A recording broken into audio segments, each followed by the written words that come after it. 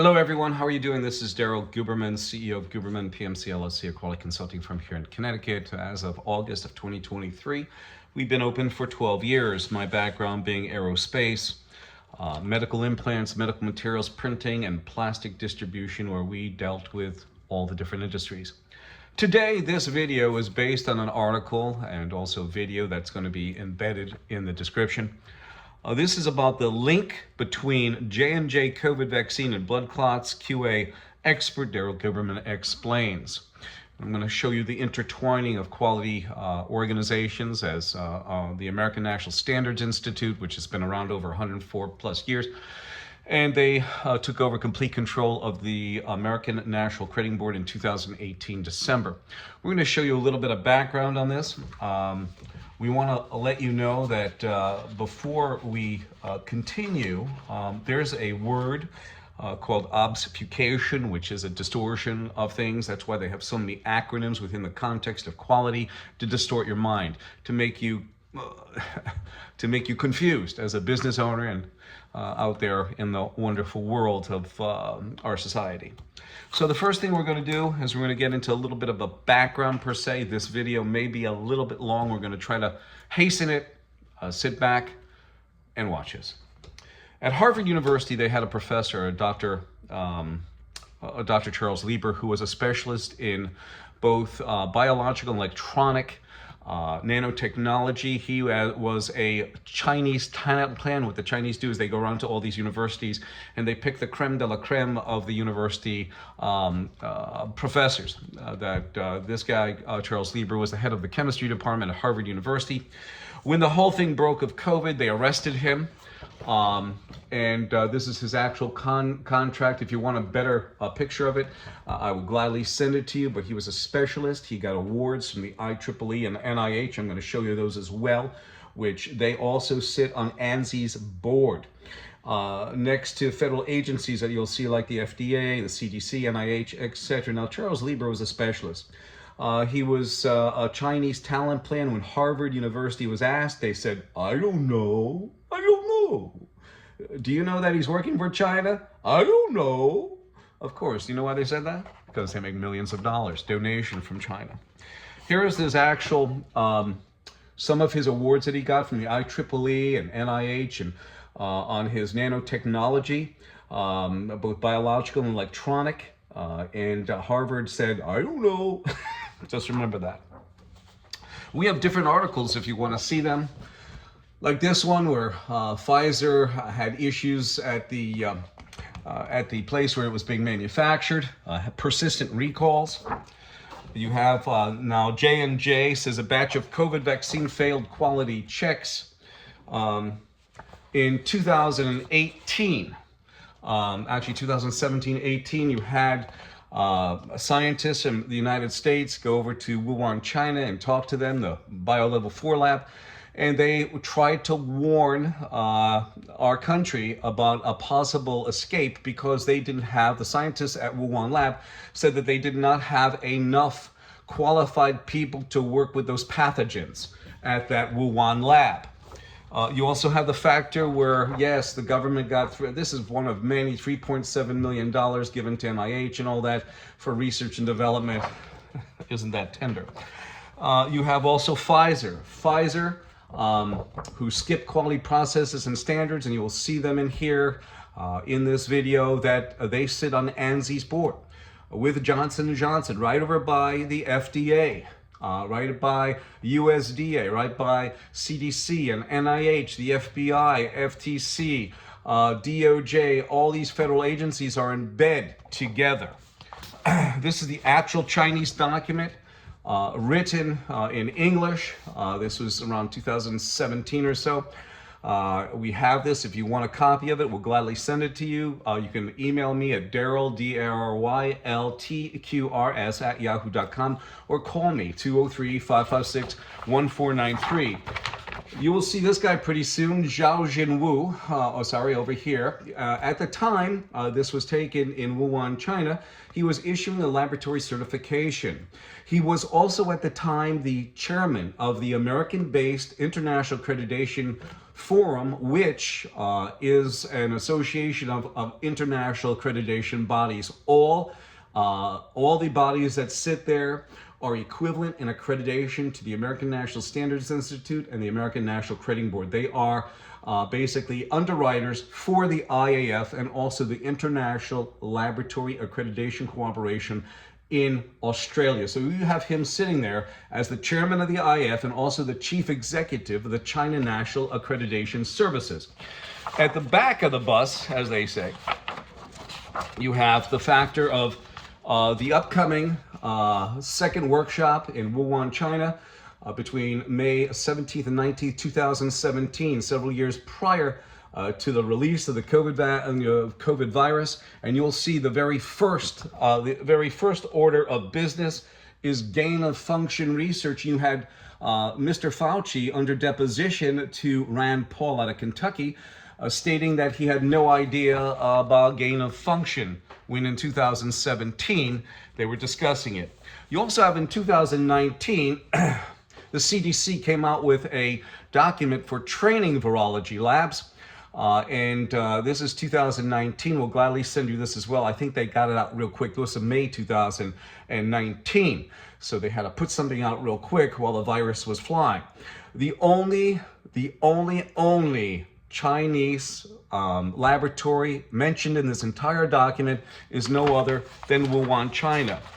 And if we go to page 3, it states, the safety and function of a BSL-4 laboratory rely not only on the containment facility and biosafety management systems, but also on highly qualified and experienced staff.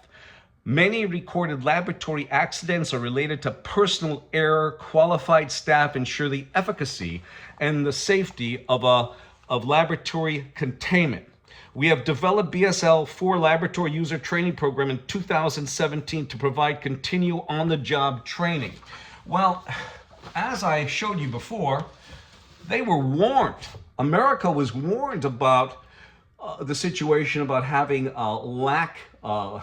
lackluster people or people who were not trained properly within the context of that lab in 2017. This document came out in 2019 to cover somebody's ass, I guess. You heard what they said. You have this as well. Wuhan laboratory allows more than COVID-19 to escape under voluntary consensus standards, which are run by ANSI. You have ANSI, which is the American National Standards Institute, which is a private, not-for-profit, non-governmental corporation, which harbors, and I mean harbors, federal agencies and corporations protecting each other's behind.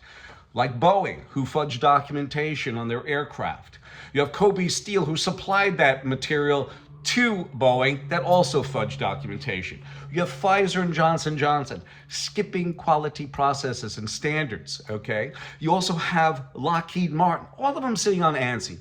After their 801st F-35, they're still producing them with discrepancies. You call that quality? I don't. And you have this.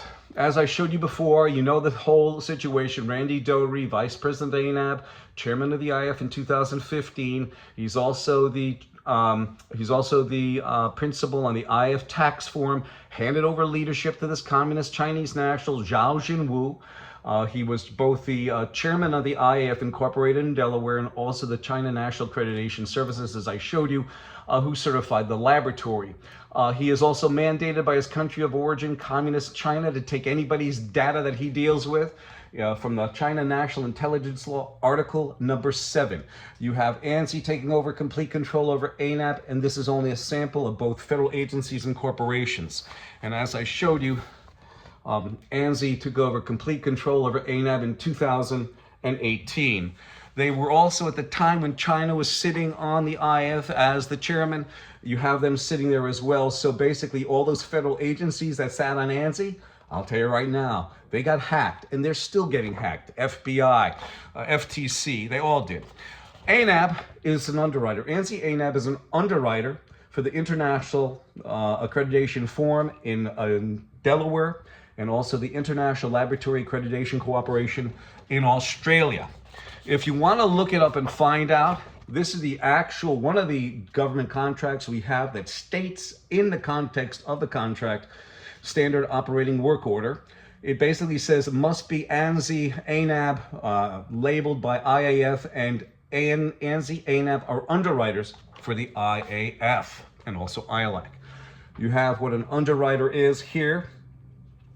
This is only a sample flow chart of who's involved with this government-wise, and there are, of course, many corporations on board, like Lockheed, like Boeing, etc. Here's a little bit bigger picture of Zhao Jinwu in the laboratory in Wuhan, China, no less, giving a laboratory certification to the laboratory in 2017, when those specialists from the United States came over and the scientists in the lab said, please help us, we don't have qualified people. Yet, they still issued a certificate, even though with these problems within the lab. I guess their auditor didn't see that, did they? This is another item here. We're bringing you up to snuff as why the COVID virus did escape from Wuhan, China. You have a Miss Pamela Sale, who in 2017 was under deposition for a laboratory failure in Texas. And this is what she said. She said, and here it is, I'm going to put phlebotomy lab and biolevel 4 lab in there because it affects everything. She said that one of the issues is that there is no commonly agreed upon set of standards that forensic labs around the country or around the world, like phlebotomy, forensics, and biolevel 4 laboratories have to follow. Instead, there are informal guidelines that labs can choose to follow or not. And they still issue certificates. You know, there's not commonly found standards, yet Pamela Sale is still signing off quality certificates. Unbelievable. Again, here's a couple more certificates that Pamela Sale signed off, and they're unbelievable. She's basically issuing paper and getting paid money for that, and there's no substance. There was a lawyer in 2011, Mr. Marvin Schechter, who said in a report to the state of New York, he said that ASCLD lab, which is owned by ANSI ANAP, is just a badge of honor. There's no substance to it. And as I told you, here it is, obfuscation. Now we're going to get into some of the members on ANSI.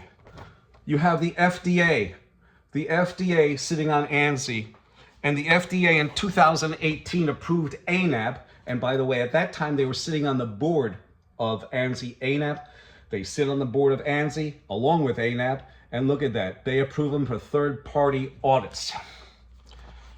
You have the USDA, CDC, NIH, Johnson & Johnson, one and done.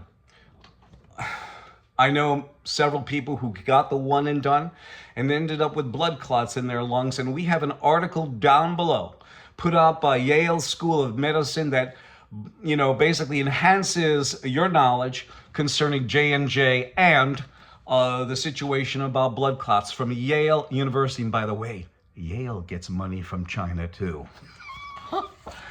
And here's a couple articles. That 60 million went up to 75 million. You will find that in the description. We're going to show you a little flow chart here. You have underwriters, ANSI, ANAP, are underwriters for the IAF and ILAC. You have IAF and ILAC. Their oversight of your accreditation bodies, only a couple. In fact, ANSI and ANAB as underwriters are being watched over by the ones that they insure. Isn't that unbelievable? Basically. And then you have the registrars, 7 of them that sit on ANSI's board, and then you have Johnson & Johnson. They're all watching over each other. And there's nothing about oversight. They talk about oversight, but there is none. You have Pfizer. Pfizer, the same thing. They sit, again, on ANSI. There's a good one. They sit on the gurus of quality or voluntary consensus standards. Their accrediting body, ANAB, they use, and ANSI and ANAB are underwriters, so that when you have failures like this, the lawyer should go after ANSI and ANAB. They're the underwriters for IAF. Pfizer skipping quality processes and standards, and most recently the CDC has approved a brand new vaccine. Do you trust it? I sure as hell don't. Look at them skipping quality processes. You have the situation about this, the same type of flow chart for Pfizer is the same type of flow chart as I showed you for Johnson & Johnson. And here you have a nice little Pfizer, we're not guinea pigs. Well, for this next CDC approved, FDA approved Pfizer vaccine, unbelievable. You also have Benjamin Netanyahu, who said that he used Israel as basically lab rats. You have, and this is going to be in the description down below. You're going to have actual commentary of Albert Bourla, who's a certified veterinarian, who's the CEO of Pfizer, say when he was asked about vaccine hesitancy, he says, "I'm a 59-year-old man, I don't need to take it, I'm not in the front line." And here he is not having confidence in the quality of the vaccine. Why didn't Albert Bourla have confidence in the vaccine? Of course, he already knew. They were skipping quality processes. That's why, ladies and gentlemen, think about that nightmare. And this is what they live by at ANSI and ANAB. Oversight, impartial. There is none. As you can see, the flow chart of ANSI and ANAB being underwriters to IAF and ILAC. IAF and ILAC watching over the accreditation bodies like ANSI and ANAB. And it goes on and on and on. I'm going to leave it here. I think this is good enough for you. The rest of the data will be down below in the description. This is about a link between J&J, COVID vaccine, and blood clots. QA expert Daryl Guberman explains, and there is a link. I am no doctor, but the articles down below are basically attesting to the factor of what this title is telling you. Again, this is Daryl Guberman, 203-556-1493, or Daryl, D-A-R-Y-L, TQRS at yahoo.com. I thank you, and I'm sorry for the length of this, but this has got to get out.